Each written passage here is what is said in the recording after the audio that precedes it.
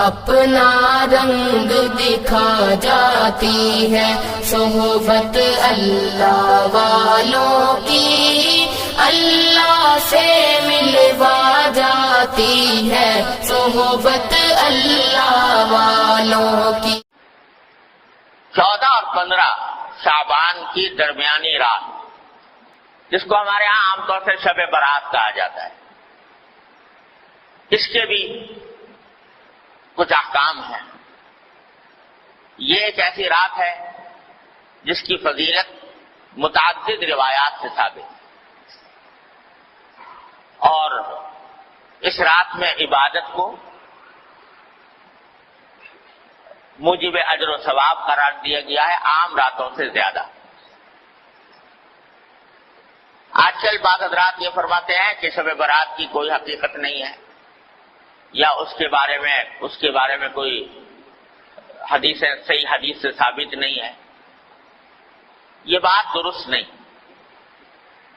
حقیقت میں شب برات کی فضیلت 17 صحابہ کرام رضی اللہ تعالی عنہما سے روایت ہے، 17 صحابہ کرام سے، تو انہوں نے نبی کریم صلی اللہ علیہ وسلم کی طرف سے یہ بیان فرمایا کہ اس رات میں عبادت کرنا فضیلت رکھتا ہے۔ ان میں سے بات روایتیں سند کے اعتبار سے کچھ کمزور بھی ہیں، لیکن مجموعہ ان تمام روایتوں کا، 17 روایتوں کا، یہ بے اصل اور بے بنیاد نہیں۔ اس لیے علماء محققین کا کہنا یہی ہے کہ شب برات یعنی 14 اور 15 کی درمیانی شب یہ خصوصی فضیلت رکھتی ہے، اور اس میں عبادت کا اہتمام کرنا، نمازوں وغیرہ کا، نفلی نمازوں کا، یہ مسلمانوں کو اس کا اہتمام کرنا چاہیے۔ اور اس میں بعض روایتوں سے معلوم ہوتا ہے کہ اللہ تبارک و تعالیٰ کا منادی اس رات میں آواز لگاتا ہے کہ الا هل من مستغفر فاغفر له، سنو کیا کوئی ہے جو اپنے گناہوں کی مغفرت مانگنے والا ہو اور میں اس کی مغفرت کروں۔ هل من مبتلا فاعافیہ، ہے کوئی مبتلا مصیبت، مشکلوں میں مبتلا، جس کی مصیبت کو میں عافیت سے تبدیل کروں۔ یہ ساری رات اللہ تبارک و تعالیٰ کی طرف سے اعلان ہوتا رہتا ہے۔ لہذا اس رات میں جاگنا اور عبادت کرنا یہ عام راتوں سے زیادہ فضیلت کا سبب ہے۔ دعائیں کرنا، بشرطے کہ وہ عبادت اسی طرح کی جائے جس طرح جناب نبی کریم سرور دو عالم صلی اللہ علیہ وسلم نے فرمائی، اس میں بھی اپنی طرف سے کوئی اضافہ نہ ہو۔ جیسا ابھی میں نے بتایا، مثالیں دی آپ کو کہ اپنی طرف سے اضافہ کوئی شریعت میں مقبول نہیں۔ کل محدثۃ بدعہ وکل بدعۃ ضلالہ، ہر نئی بات جو انسان دین میں پیدا کرے وہ بدعت ہے، اور ہر بدعت گمراہی۔ تو شیطان تو انسان کے پیچھے لگا ہوا ہی ہے، اس نے دیکھا کہ یہ رات فضیلت والی آنے والی ہے، تو اس فضیلت والی رات میں مسلمان متوجہ ہوں گے، اللہ تعالیٰ کی طرف رجوع کریں گے، عبادتیں کریں گے، دعائیں مانگیں گے، تو میرا تو گھاٹا ہو گیا۔ لہذا اس نے ایسے ایسے طریقے ایجاد کروا دیے کہ لوگ جو ہے عبادت سے ہٹ کر ان طریقوں میں لگ جائیں، اور ان کی وجہ سے اس رات سے جو فائدہ اٹھایا جا سکتا تھا وہ نہ اٹھا سکتا۔ کیا کے طریقے گڑھ لیے کہ بھائی نماز پڑھو یا نہ پڑھو، شب برات کا حلوہ ضرور پکاؤ۔ وہ نماز پڑھو یا نہ پڑھو، عبادت کرو یا نہ کرو، لیکن حلوہ پکانا ضروری فرض۔ اگر کوئی نہ پکائے تو قابل ملامت ہے، لے بھائی اس کے گھر تو شب برات کا حلوہ بھی نہیں پکتا، یہ بڑا وہابی ہے، یہ جو ہے ایسا کنجوس ہے، بخیل ہے کہ اس کے گھر میں حلوہ ہی نہیں پکتا۔ اب کوئی خدا کا بندہ پوچھے کہ بھئی حلوے کا کہیں ذکر قرآن میں، حدیث میں، صحابہ کرام کے تعامل میں کہیں ہے کہ بھئی شب برات کے دن حلوہ پکنا چاہیے؟ نہ قرآن میں اللہ تعالیٰ نے فرمایا، نہ نبی کریم صلی اللہ علیہ وسلم نے ارشاد فرمایا، نہ صحابہ کرام کے عمل میں کہیں اس کا کوئی دور دور کوئی نشان نظر آتا ہے، مگر یہ حلادی بات اور اس کو فرض اور واجب سے زیادہ ضروری قرار دے۔ کوئی پوچھے بھائی حلوہ نہ پکاؤ، یہ بدعت ہے، ارے بھائی حلوہ پکانے میں کیا ہے؟ حلوہ کوئی حرام چیز ہے؟ تو یہ جواب، ارے بھائی حلوہ حرام کوئی چیز نہیں، روز پکاؤ، لیکن شب برات کو خاص طور پر حلوے کے لیے مخصوص کر لینا اور اس کو فرض قرار دینا اور واجب قرار دینا، کوئی نہ پکائے تو ملامت کرنا، یہ اپنی طرف سے دین میں اضافہ ہے جو اللہ تعالیٰ کو گوارا نہیں۔ تو ایک تو یہ شگوفہ چھوڑ دیا شیطان نے، دوسرا اس سے زیادہ خراب کہ بھائی شب برات میں آتش بازی ہونی چاہیے، الیاذ باللہ العظیم، اس میں لاکھوں روپیہ آگ میں جلا دیا آتش بازی کرنے سے۔ آتش بازی ہو رہی ہے اور آپ جانتے ہو کہ اس آتش بازی نے جانے کتنے بے گناہوں کی جان لی ہے۔ بوری بازار کراچی کا آج بھی گواہ ہے، اسی شب برات کی آتش بازی کی ہلاکتوں کا گواہ ہے کہ کس طرح پورا کا پورا بازار جو ہے وہ نظر آتش ہو گیا، جل کر بھسم ہو گیا۔ اب یہ بھی وہ بات ہے کہ نہ قرآن میں، نہ حدیث میں، نہ صحابہ کرام کے تعامل میں، نہ بزرگان دین کی وصیتوں میں کہیں بھی نہیں اپنی طرف سے شب برات کے ساتھ آتش بازی کا شگوفہ چھوڑ دیا یہ شیطان۔ حلوہ پکانا تو چلو بھائی عام دنوں میں جائز تھا، حلال تھا، یہ آتش بازی جو ہے تو عام دنوں میں بھی اس طرح آتش بازی کرنا کہ جس میں پیسے کا ضیاع ہو، جس میں جانیں ضائع ہونے کا اندیشہ ہو، یہ تو عام دنوں بھی حرام ہے۔ تو اس مبارک رات میں جس میں اللہ تعالیٰ گناہوں کی مغفرت مانگنے کو فرما رہے ہیں، جس میں دعائیں مانگنے کے فرما رہے ہیں، اس میں یہ کام کرنا تو اتنی بڑی بری بات ہے، تو یہ چھوڑ دیں۔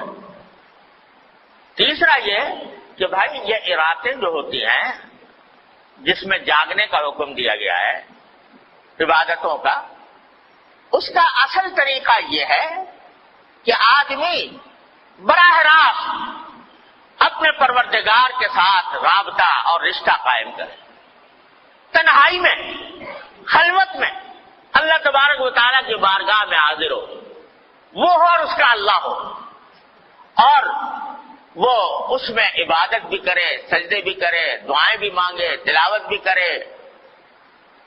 جتنا آدمی خلوت میں، تنہائی میں اللہ تبارک و تعالیٰ کی عبادت کرے گا، اتنا ہی اللہ کے ساتھ مضبوط تعلق پیدا ہوگا، اتنا ہی اجر و ثواب ملے گا، اتنی دعائیں انشاءاللہ قبول ہوں گی۔ لیکن بعض اوقات یہ بھی ایک قصہ کھڑا ہو گیا کہ اس میں جلسوں کا سلسلہ شروع ہو گیا، جلسے ہو رہے، راتیں جو ہیں وہ جلسے کی انتظامات ہی میں صرف ہو رہی، کھانے پک رہے ہیں، دیگیں چڑھ رہی ہیں، دعوتیں ہو رہی ہیں۔ تو نتیجہ یہ کہ وہ اوقات جن کا لمحہ لمحہ قیمتی تھا وہ جلسوں کے انتظامات میں صرف ہو رہا ہے، دیگیں چڑھ رہی ہیں، کھانا پک رہا ہے اور لوگ دعوتیں کر رہے ہیں۔ ارے بھائی یہ اللہ نے رات عطا فرمائی ہے، یہ اس کا جتنا بھی حصہ موقع مل جائے، اچھا تو ہے کہ پوری رات پوری نہ ہو سکے، جتنا موقع مل جائے گوشہ تنہائی میں اپنے اللہ سے رابطہ قائم کرو، جیسا کہ نبی کریم صلی اللہ علیہ وسلم فرماتے۔ تو اس میں نمازیں، نفل نمازیں پڑھے، لمبی لمبی صورتیں اگر یاد ہے وہ پڑھے، دعائیں کریں، مناجات مقبول دعائیں، نبی کریم صلی اللہ علیہ وسلم کی دعائیں وہ کریں، اپنے ذات کی دعائیں کریں۔ آج پوری امت مسلمہ ایک عظیم آزمائش میں مبتلا ہے، اور ہمارا ملک خاص طور پر گھرا ہوا ہے، تمام چاروں طرف سے خطرات اور فتنوں میں گھرا ہوا ہے، اس کے لیے دعا کریں اور اللہ تبارک و تعالیٰ سے مانگیں. اس کام میں اس رات کو صرف کرنا چاہیے. اللہ تعالیٰ اپنے فضل و کرم سے ہم سب کو اس کی توفیق عطا فرمائے. اور بھائی اس کے بعد اگلے دن جو ہے یعنی 15 شعبان، اس کے روزے کے بارے میں کوئی حدیث صحیح نہیں. یہ جو مشہور ہے کہ اس رات کا اس دن کا روزہ رکھنا جو ہے وہ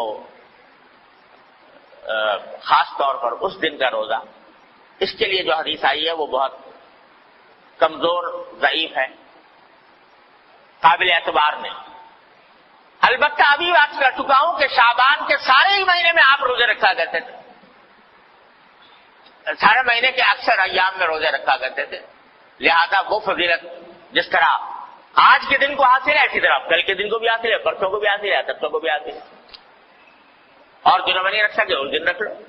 لیکن خاص طور سے 15 شعبان کے روزے کی کو زیادہ فضیلت سمجھ کر روزہ رکھنا مناسب نہیں. لیکن سارے شعبان میں جب بھی موقع مل جائے رکھ دیا جائے. اس طرح اس شب برات کو، اس رات کو گزارنا چاہیے. اللہ تبارک و تعالیٰ سے دعائیں کرنی چاہیے. البتہ ایک بات اور سمجھ لیجئے، ایک روایت میں آتا ہے کہ اللہ تعالیٰ اس رات کے بارے میں بھی آتا ہے، شب قدر کے بارے میں بھی آتا ہے کہ اللہ تعالیٰ اس رات میں اتنے لوگوں کی مغفرت فرماتے ہیں جس میں قبیلہ کلب کی بکریوں کے بال. آپ نے یہ فرمایا، قبیلہ کلب بہت بڑا قبیلہ تھا، ان میں بکریاں بہت ہوتی، ہر بکری کے جسم پہ بال بہت ہوتے. تو سارے قبیلے کی بکریوں کے بال جتنے ہیں اتنے انسانوں کے لگا مغفرت ہوتا، مگر فرمایا 2 آدمیوں کی مغفرت نہیں. اللہ بچائے. ایک وہ جو کسی مسلمان سے کینہ رکھتا ہو کسی مسلمان سے. کینے کے معنی یہ کہ اس کی بدخواہی پر آمادہ ہو، بلا وجہ اس کو برا سمجھ کر اس کو تکلیف پہنچانے اور اس کو ذلیل کرنے کی فکر میں رہتا ہو. اللہ بچائے. ایک تو اس کے گناہ معاف نہیں ہوتے اس رات. اور ایک فرمایا وہ جو اپنے پاجامہ، شلوار، پتلون جو بھی پہنے ہوئے ہے اس کو ٹخنوں سے نیچے لٹکائے. اللہ بچائے. تو اس کے بارے میں بھی اس حدیث میں آتا ہے.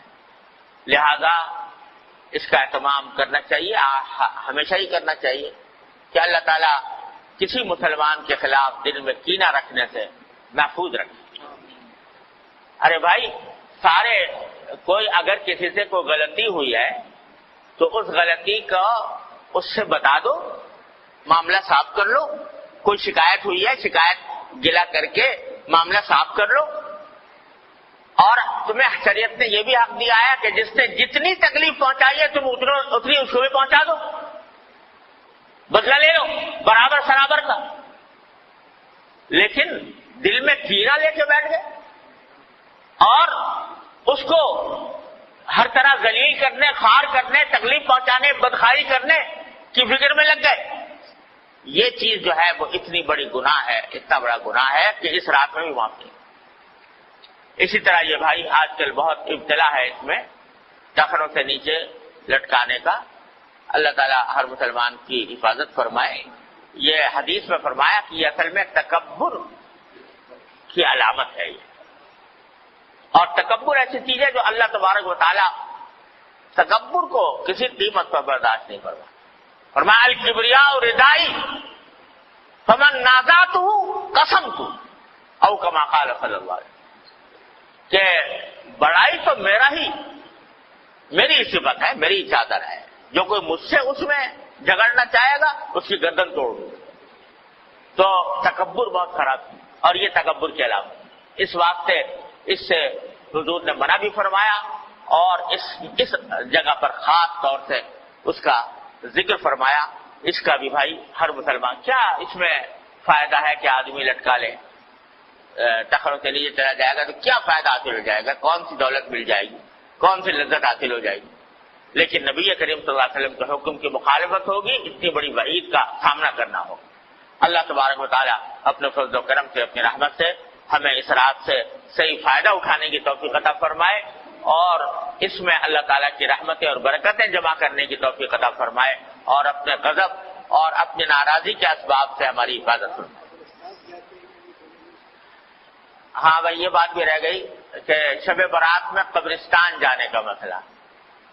ایک مرتبہ ایک روایت میں آتا ہے کہ ساری حیات طیبہ میں رسول کریم صلی اللہ علیہ وسلم ایک رات، ایک روایت میں ہے، وہ سندن اتنی زیادہ مضبوط بھی نہیں ہے، لیکن بہرحال اس میں آتا ہے کہ آپ جنت البقیع تشریف لے گئے اور وہاں پر دعائیں فرمائیں، قبلہ رو ہو کر دعائیں فرمائیں۔ لیکن یہ ساری زندگی میں ایک ہی مرتبہ یہ واقعہ ہے، آگے پیچھے ہر سال جانے کا کوئی معمول نہیں تھا۔